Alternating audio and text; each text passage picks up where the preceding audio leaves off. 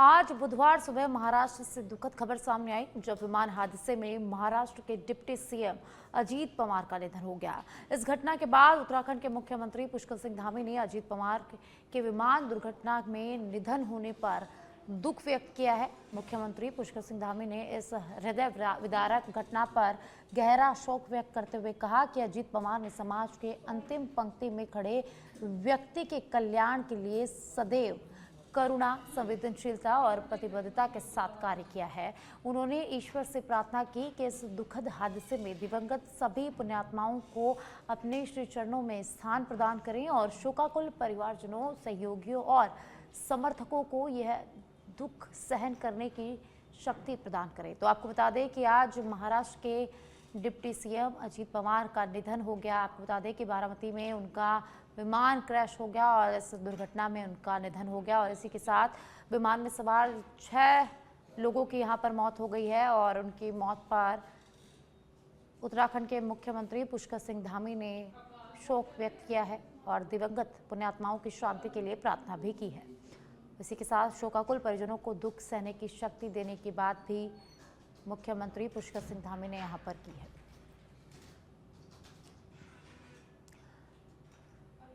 तो आज सुबह महाराष्ट्र के डिप्टी सीएम अजीत पवार का विमान क्रैश हो गया था जिसमें उनकी मौत हो गई।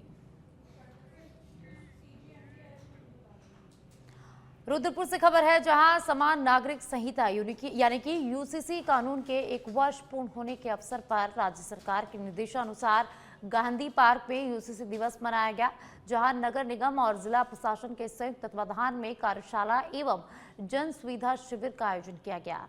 शिविर का उद्घाटन महापौर विकास शर्मा ने फीता काटकर किया। इस दौरान यूसीसी पंजीकरण सहित विभिन्न जन कल्याणकारी योजनाओं के स्टॉल लगाए गए, जिनका लाभ लेने के लिए सुबह से ही नागरिक पहुंचे। महापौर विकास शर्मा ने यूसीसी को सामाजिक समानता और महिला सशक्तिकरण की दिशा में ऐतिहासिक कदम बताया। वहीं अल्पसंख्यक आयोग की उपाध्यक्ष फरजाना बेगम ने इसे महिलाओं के अधिकारों की सुरक्षा का मजबूत आधार भी कहा। तो रुद्रपुर से खबर है जहां गांधी पार्क में यूसीसी दिवस आज मनाया गया। शिविर का उद्घाटन महापौर विकास शर्मा द्वारा किया गया। फीता काटकर महापौर ने शिविर का उद्घाटन किया। और तो आज यूसीसी दिवस है, यूसीसी को पूरा 1 साल हो गया है, तो इसी के उपलक्ष्य में गांधी पार्क में समारोह का आयोजन हुआ। शिविर का उद्घाटन विकास शर्मा महापौर ने किया। फीता काटकर इस शिविर का उद्घाटन किया गया है।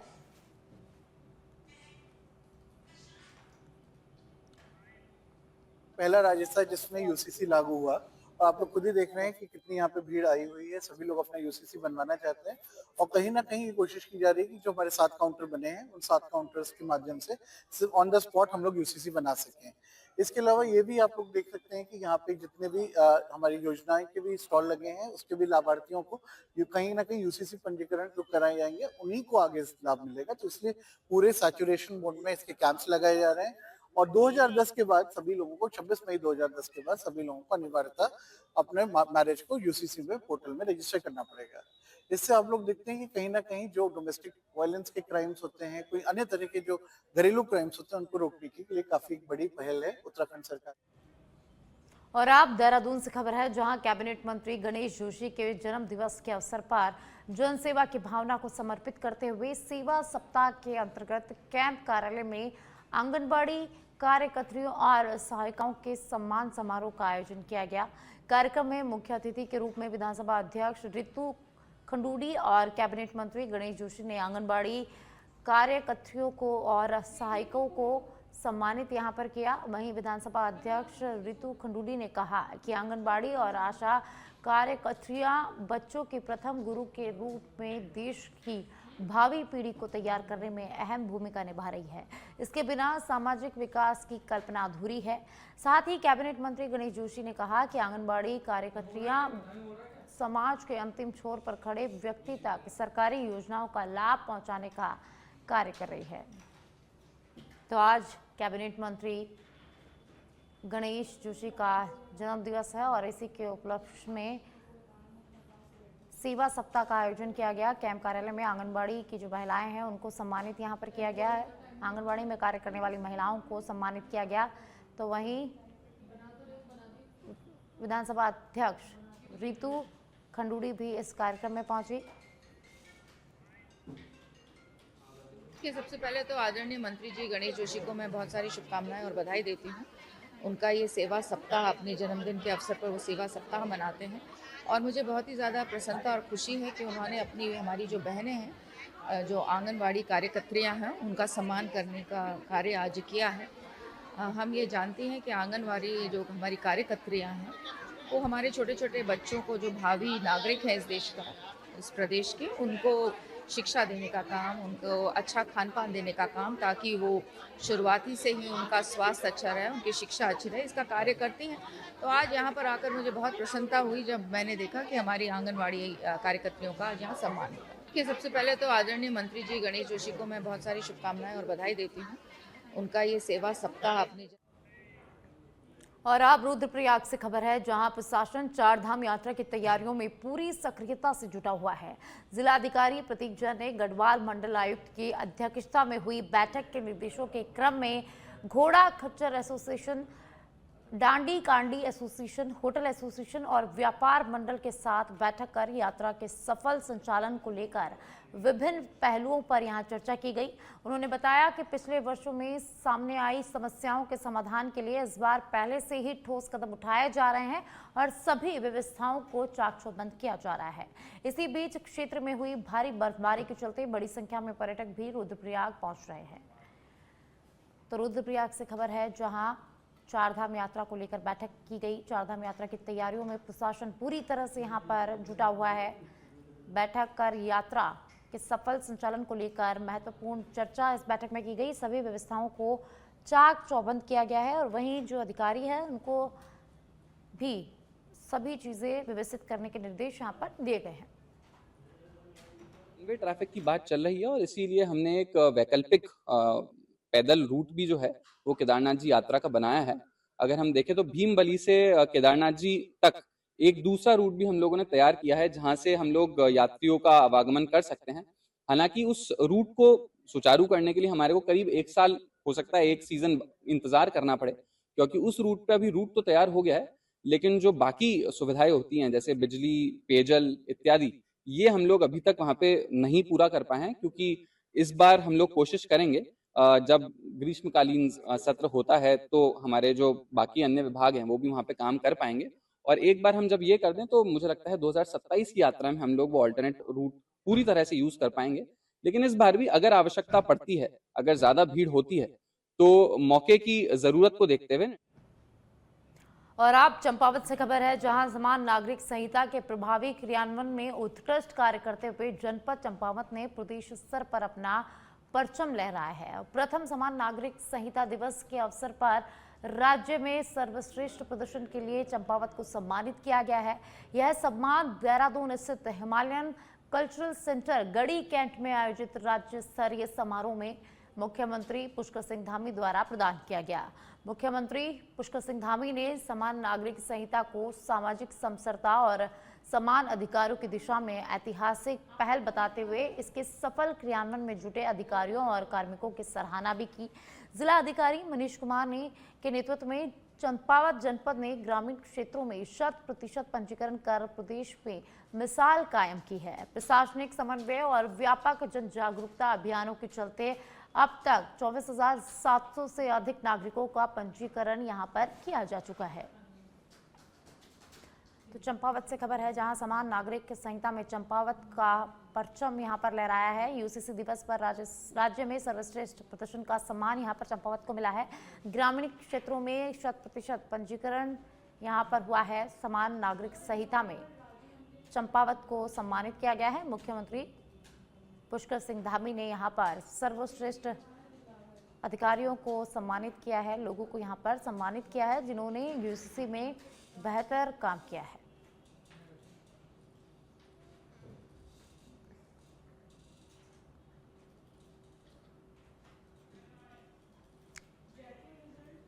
और आप देहरादून से खबर है, जहां देश के पहाड़ी इलाकों में मौसम के बदलते मिजाज को देखते हुए विशेषज्ञों ने लोगों को सतर्क रहने की सलाह दी है। मौसम वैज्ञानिक डॉक्टर सीएम तोमर ने कहा कि हर साल खराब मौसम के दौरान बड़ी संख्या में लोग पहाड़ों की ओर रुख कर लेते हैं, जिससे कई बार गंभीर समस्याएं खड़ी हो जाती है। उन्होंने बताया कि बर्फबारी और बारिश के समय फिसलन यहां पर बढ़ जाती है, जिससे सड़क दुर्घटनाओं का खतरा काफी ज्यादा बढ़ जाता है। डॉक्टर तोमर ने यह भी चेतावनी दी कि बर्फबारी और बारिश के बाद तापमान में गिरावट की संभावना रहती है। ऐसे में ठंड से बचाव के लिए पर्याप्त इंतजाम करके ही यात्रा करनी चाहिए। तो देहरादून से खबर है, जहां पहाड़ी इलाकों में मौसम का मिजाज बदल गया है, ठंड बढ़ गई है। बर्फबारी के चलते यहां पर ठंड हो गई है। विशेषज्ञों ने यात्रियों को सतर्क रहने की सलाह यहां पर दी है। बर्फबारी बारिश से फिसलन और हादसों का खतरा बढ़ता है। वहीं डॉक्टर सीएस तोमर ने ठंड से बचाव करने के पूरे इंतजाम करने के यहां पर लोगों से सलाह की है।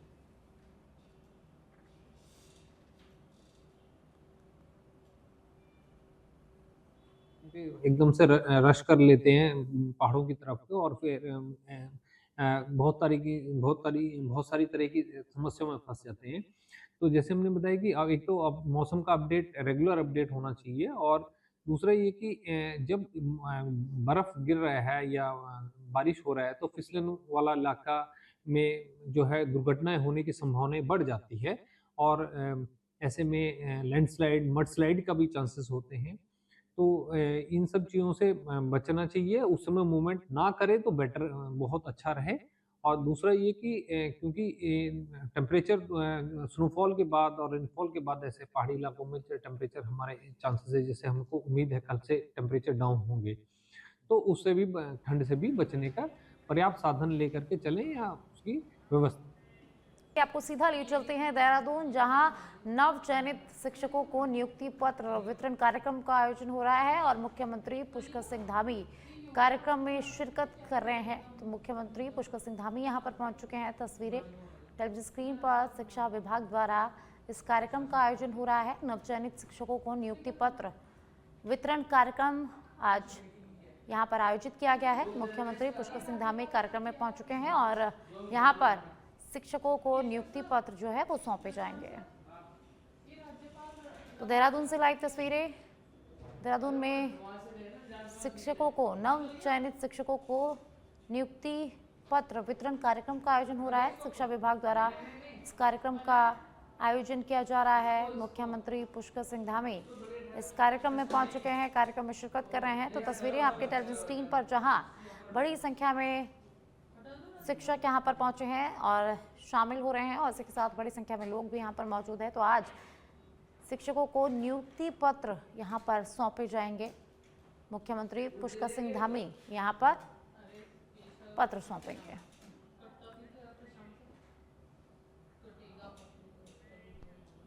और अब देहरादून से खबर है, जहां उत्तराखंड समान नागरिक संहिता कानून लागू करने वाला देश का पहला राज्य बन गया है।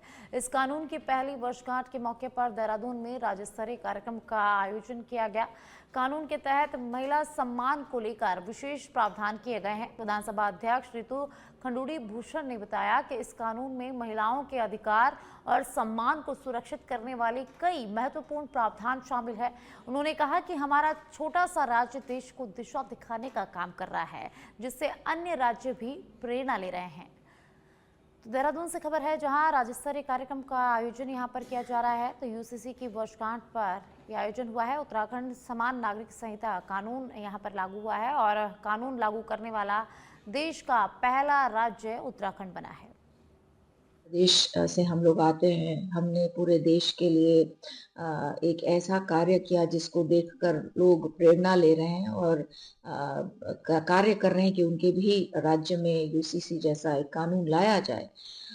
मुझे इस कानून से बहुत प्रसन्नता होती है कि हम महिलाओं को जो सम्मान देने की बात करते हैं वो इसमें हुआ है।